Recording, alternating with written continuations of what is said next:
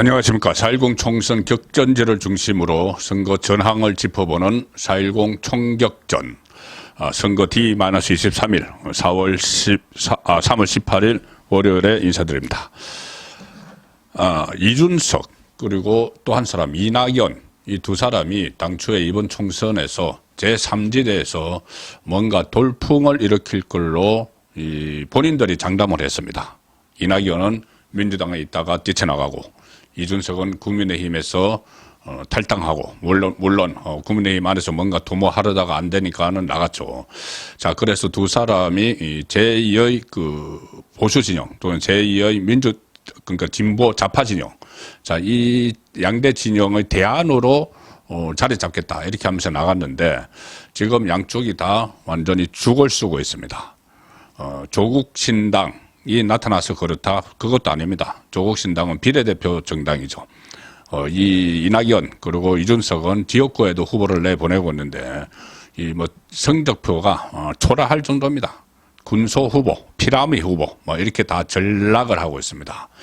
자, 그런데 공교롭게도 지금 제3지대에 있는 사람들 중에서 몰락하는 사람들이 전부 다 이준석과 인연을 맺었던 인물들, 이준석과 정치적으로 이 동고동락을 하겠다고 이렇게 나갔던 인물들, 이 사람들이 전부 다 이 쓴맛을 보고 있습니다. 그래서 이준석의 저주, 이런 말도 가능할 듯한데, 먼저 이 국민의힘 안에 있다가 나간 사람들을 보죠. 국민의힘 안에 있다가 나간 사람, 천하용인, 이준석이 지난번에 이 당 지도부 경선 때 그런 말을 지어냈죠. 그래서 자기가 마치 네 마리 말을 거는 벤허의 전차를 호령하는 그런 사람처럼 본인이 이야기를 했습니다. 본인은 출마하지 못하고 당원권이 정지가 돼 있었으니까 천하람, 허나, 김용태, 이계인 이렇게 출마시켰는데, 자, 이 사람들이 전부 다 지금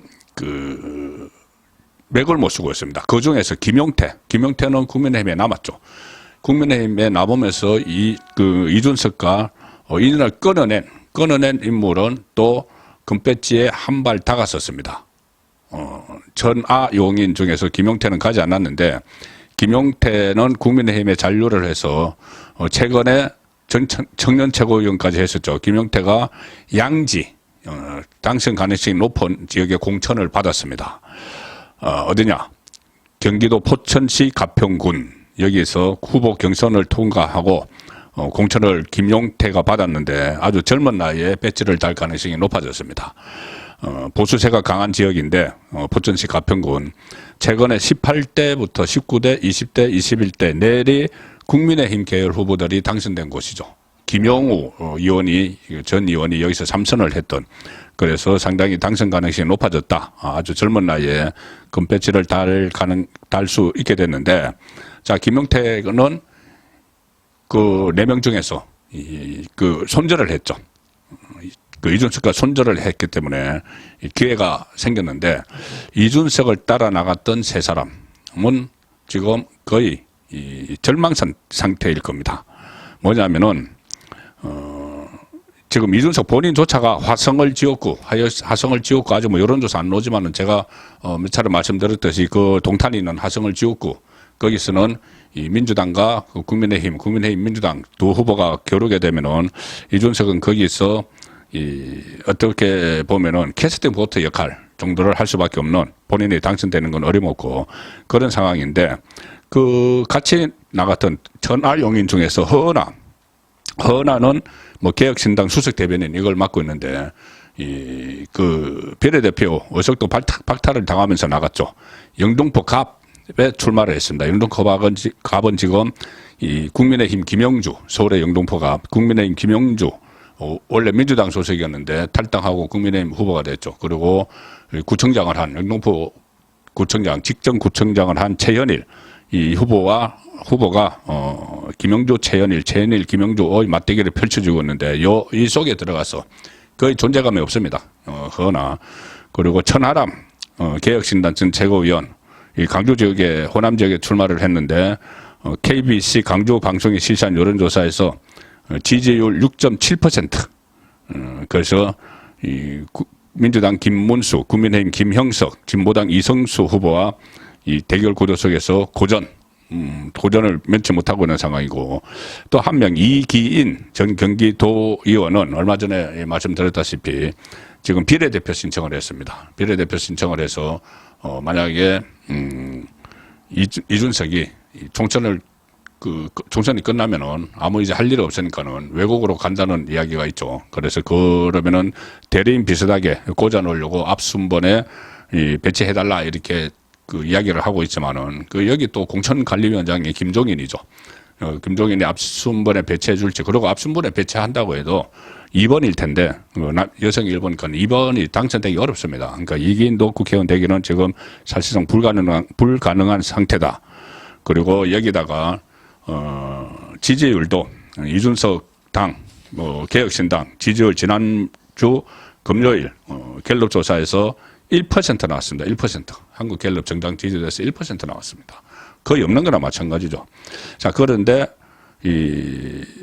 이준석이 국민의힘에서 나와서 같이 한 열흘 동안 한솥밥을 먹었던 세력이 있죠.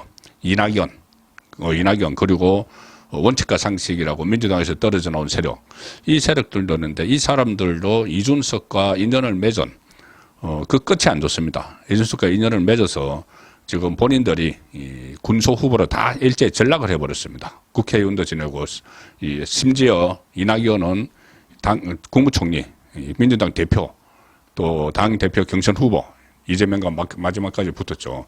그런 거물급이 이준석과 한번 결합을 했다가 열흘 만에 떨어지고 나서 이미지가 실추가 됐습니다. 이미지가 아주 실추가 돼서 그때 돈 때문에 결탁을 했다는 이야기도 있고 순번 때문에 했다는 이야기도 있고 했는데, 이준석이 우리가 흡수했어, 이낙연 세력을 흡수했어 막 이렇게 이야기하고, 그 과정에서 이낙연의 정치적 가치가 확 떨어져 버렸죠. 그래서 이낙연도 이준석과 잘못 인연을 맺은 관계로 지금 정치 생명이 끝을 향해 가고 있는 그런 모습을 보이고 있습니다.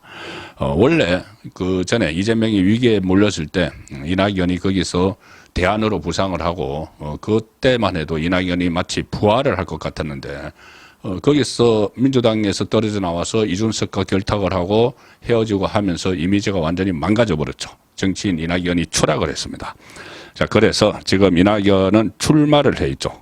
강주 광산을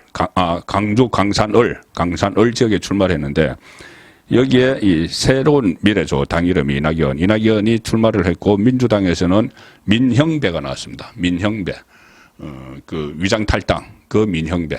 그런데 KBC 강주방송 여론조사에서 민형배가 65.4, 이낙연은 17.7 이렇게 나왔습니다. 65.4, 이낙연 17.7. 자, 전남도지사도 했고, 대선 후보, 국무총리, 민주당 대표 이렇게 했던 사람이 일개 민형배에게 한 4배, 3배 차이로 지는 그런 수모를 당하고 있습니다. 서너 배 차이네요. 서너 배 차이로 지는 이 수모를 당하고 있는, 자, 그런 상황이죠. 한 3배 차이가 됩니다. 그리고 원래 이 민주당 출신이었다가 또 이준석과 손을 잡은 양향자, 이 양향자 의원도 최초의 고졸 출신 삼성 임원에서 상당히 스포트라이트를 받았던 인물인데, 이준석과 같이 힘을 합치고 나서는 본인의 위상이 스스로 다 떨어져 버렸습니다. 경기도 용인갑에 출마를 했는데, 거기 이제 삼성전자 여러 가지 연구소도 있고 해서 거기에 출마를 했죠. 반도체 벨트라고 불리는 곳인데, 여기에서 양형자도 군소 후보로 추락을 해버렸습니다. 펜앤마이크 조사에서 여기에 민주당 이상식이 49%, 국민의힘 이원모가 33%인데 양형자는 5%. 완전히 군소 후보죠. 군소 후보로 몰락을 해버렸습니다. 그래서 양형자가 표를 가져가면 가져갈수록 국민의힘 이원모 후보에게 유리하다. 왜냐? 민주당 표를 가져갈 것이기 때문에. 그런데 겨우 지금 4%, 5%에서 왔다 갔다 하는데, 민주당 이상식 후보가 국민의힘 이원모 후보에게 지금 압도적으로 지금 앞서고 있기 때문에 여기서 어떤 변수도 되지 못하는 상황으로 양형자는 처지가 하락하고 있습니다. 제3지대만 놓으면 단골로 이야기되고 있던 금태섭도 있죠. 전의원 금태섭. 금태섭도 이번에 뭐 제3지대에서 핵심적인 역할을 한다 어쩌고 했는데 이준석과 손잡고 나서 완전히 이준석 그늘에 가려버리고 아무런 이 역할을 못하고 있습니다. 동아일보 오늘 아침 조사에서 금태섭은 종로에 출마를 했죠. 국민의힘 최재형 그리고 민주당 곽상원 두 사람이 40.0% 동률인데 종로에서 금태섭이 얻은 지지는 5%.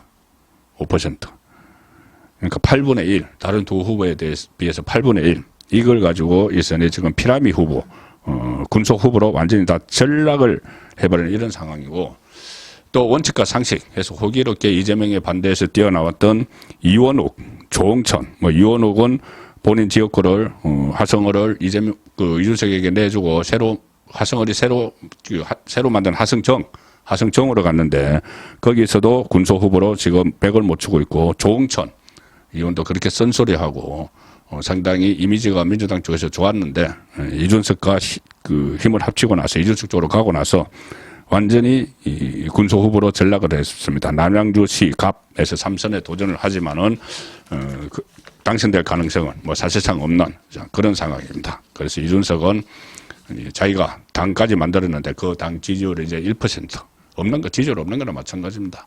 그리고 본인도 당선 가능성은 사실상 없어졌고 거기다가 본인과 손을 잡았던 사람들은 하나같이 전부 다 정치적으로 몰락을 하는 그런 상황이 이번 총선에서 주목이 됩니다. 그러면은 총선이 끝나면은 이준석은 설 땅이 없겠죠. 그러므로 서정욱 변호사가 법대로해서 본인이 서 변호사가 취재온 것을 이야기했듯이 아마 선거가 끝나면 외국으로 갈 가능성이 높다. 그런 말이 다시 여의도 증가에 나돌고 있습니다. 4.10 총격전이었습니다.